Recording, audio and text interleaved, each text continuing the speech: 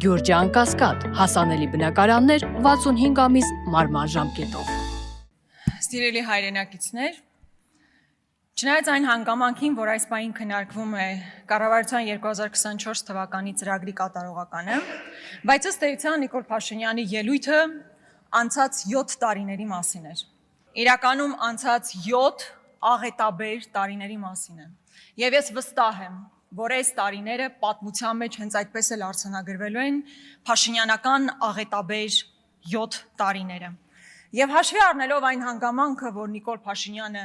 մեծ ձեռքբերումներ չուներ այստեղ ներկայացնելու, պետք է որպես վերջին հանգրվան օգտագործել 18 թվականի իր հայտնի հռետորաբանությունը։ Մեծ հաշվով այդպես էլ արեց, չկար իհարկե նախկին էնտուզիազմը, անկեղծ հավատը ինչ-որ փոփոխությունների, բայց դա էլ քողարկվեց ինչ-որ ակրոբատիկ հնարքներով, Չինգիզխանի գլխով, այսպես պարերով եւ այլն, ինչը իհարկե բացարձակ համոզիչ չի եւ ժողովրդին նման հռետորաբանությամբ այլևս խաբել անհնար է։ Իհարկե այստեղ եղան ԿՊԱ-ականներ, ովքեր եկան ու փորձեցին այսպես արդարանալ, մեկնաբանել, թե ինչու օրինակ դատաիրավական համակարգում փոփոխություններ չեն լինում։ Բա թե գիտեք, դեմոկրատական երկրներում դա տասնամյակներով ա տևում։ Դուք գոհ ու շնորհակալ եղեք քաղաքացիներ, որ մենք 7 տարվա մեջ գոնե մի բան արել ենք։ Կամ տնտեսական աճի մասին երբ խոսում ենք, ասում ենք, գիտեք ինչեր ա եղել մեզ հետ։ Էս էլ որ ձեզ համար արել են, գոհ ու շնորհակալ պետք է լինեք, սիրելի քաղաքացիներ։ Եվ հետո Նիկոլ Փաշինյանի ելույթի մեջ նկատած կլինեիք թվեր, սկզբում տրիլիոններով, հետո դա վերածվում է միլիարդի, հետո միլիոն դոլարների հատուկ տպավորություն թողնելու համար, որ բա ժողովուրդ ջան, դուք մտածում եք վատ եք ապրում, բայց թվերն ինչի մասին է, դուք աննախադեպ լավ եք ապրում, ես էլ հո չեմ հորինել այս թվերը։ Այս թվերը բացարձակ մանիպուլատիվ են, որովհետև եթե օրինակ մեր բյուջեն այս 7 տարիների ընթացքում հավելյալ ինչքան էիք ասում 4.2 միլիարդ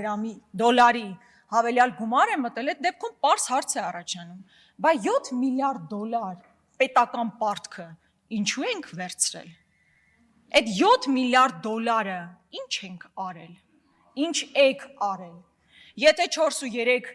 ավելացել է, դրան էլ 7 միլիարդ դոլար ավելացրել եք։ Ինչ է ստեղծվել Հայաստանում կապիտալ առումով, որը մեր սերունդներին ինչ-որ մի բան տալու էր։ 7 միլիարդով կարելի էր 3 հատ ատոմակայան կառուցել, Հայաստան-Իրան երկաթգիծ կառուցել, գազամուղ կառուցել, հազար ու մի բան կարելի էր անել։ Ինչ եք արել այդ գումարով։ Եթե ասֆալտն եք հիմա առաջ բերելու, այդ ասֆալտը տեսել եք ոնց եք փռում։ Տարին նույն տեղը 5 անգամ փռում, հետ եք փռում։ Այնքան անորակ է այդ ամեն ինչը կատարվում։ Մեր հայրենակիցները պետք է իմանան, որ մինչև 2018 թվականին մեր պետական պարտքը եղել է 7 միլիարդ եւ 18-ից 25 թվականին գրեթե հասնում է արդեն 13 միլիարդի։ Եվ որպես արդյունք որևէ հստակ բան արձանագրված չի։ Այնպիսի ձեռքբերում, որը կարելի էր սերնդների համար թողնել։ Արտասահմանյան ներդրումների մասով ինչ ներդրում եք ապահովել մինչև հիմա Հայաստանի Հանրապետությունում։ Եթե օրինակ ամուսարը փորձեք հիշատակեք, ապա ես ձեզ կասեմ, որ եթե 18 թվականին նույնիսկ ներդրողը կարող էր ամբողջ գումարը դնել շահագործելու համար հանքը, ապա հիմա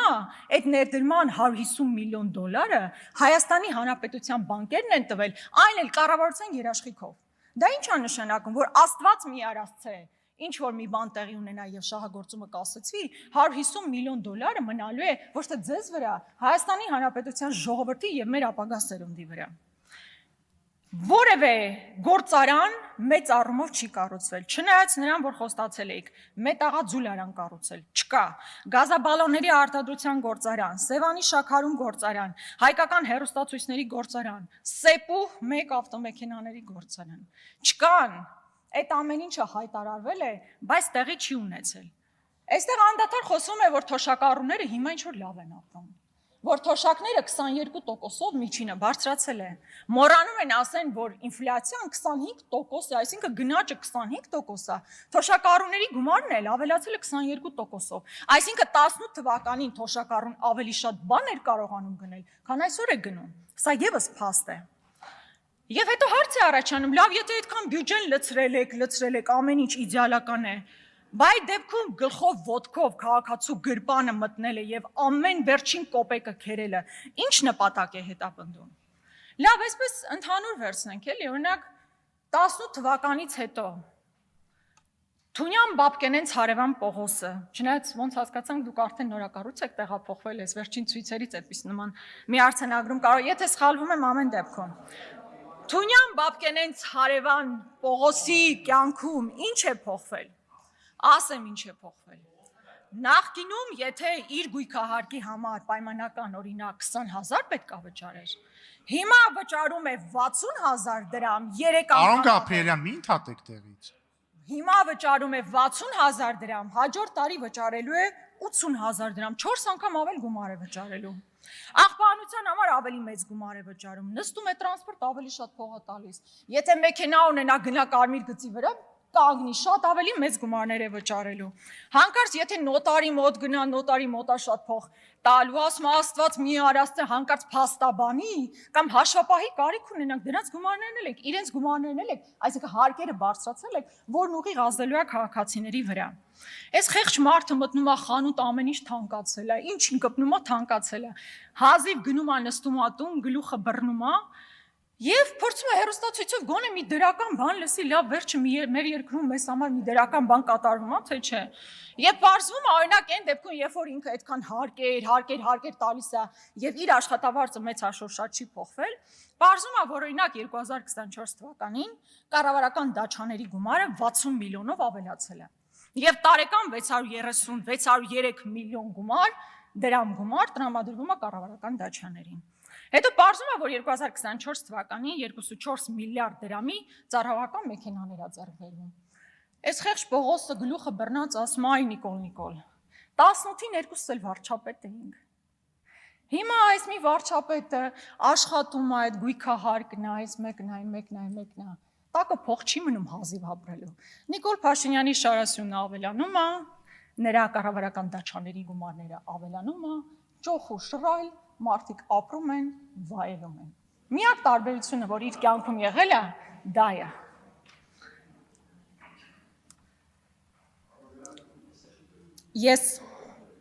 Ես էլ չասեմ են հանգամանքը, որ օրինակ, հետո էլ լսում է, որ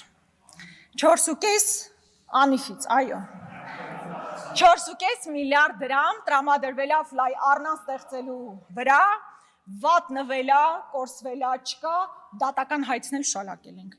1.5 միլիարդ դրամ Ավինյանը իր կնոջ ընկերուհուն է տալիս։ Այնտեղ բանի դասարանցուն էլ ոնց որ 1 միլիարդի չափով գումար է տվել։ 2.7 միլիարդ դրամ Մոսկվա գրասենյակ է ուղարկվել։ Այնտեղ հարցում ենք անում, ասում ենք, ինչ պատասխան եք տալիս, ինչ որ արդյունք ստեղծվել է, թե չէ։ Որևէ պատասխան չկա։ Այդ անիֆում պարոն Եղոյան, տասնյակ հազարավոր դոլարով մարդիկ աշխատավարձ են ստացել։ Լավ, ձեզ չի հետաքրքրում այդ տասնյակ հազար դոլարով աշխատավարձը։ Եկել պարոն Գաբրիելյանն ասում է, մի քանի 100,000-ով ավելացվել է։ Տասնյակ հազարավոր դոլարներով մարդիկ գումար են ստացել, ոչ մեկ չգիտի այդ մարդիկ ով են։ Ու եկել ասում ենք մենք, եկել ասում եք հերոս հարկատու գումարները տուր, որ ես քո կյանքը բարելավեմ։ Տեսնում ենք ինչքան եք բարելավել։ Էլ չեմ ասում Snoop Dogg-ը, հրթիռը, որ ընդհանրապես ապարդյուն է եղել։ Պարգևավճարների մասին եք դուք երբեմն բարկանում, որ մենք խոսում ենք պարգևավճարներից։ Բա ոնց չխոսենք։ Կառավարության նիստում ասում ենք բոլորս առաջին դասարանում ենք մնացել, տգետենք, բայց նաև պարգևավճար եք ստանում։ Այդ ո՞նց է տենց ելնում, պարգևավճարը չեն տալիս ավելի լավ աշխատանքի համար, այդ որ աշխատանքի համար պետք է պարգևավճար ստանաք։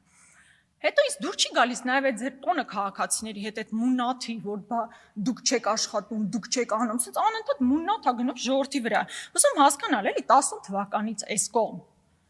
քաղաքացուն ինչ եք ասել, որ չի արել։ 18-ին ասել եք փողոց դուրս արի, դուրս ա եկել փողոց, ձեզ բերել է իշխանություն։ 20 թվականի պատերազմին ասել եք կամուֆլյաժ բրոնիժիլետ վերցրու գնա պատերազմ, գնացել է պատերազմ, վերջում ասել եք դասալիք եք դուք ժողովուրդ։ Հիմա հարկերը բարձրացրել եք, մարդիկ չեն կարողանում ապրել, գալիս են ցույց են անում, վրաները թքում եք, էլ համբալ եք ասում, էլ չգիտեմ ինչ եք ասում, էս ինչ վերաբերմունք է ժողովրդի նկատմամբ։ Բայց մեծ հաշվով ժամանակս քիչ է մնացել։ Երբեմն հեկտարների մասին, վերադարձի մասին խոսք է գնում։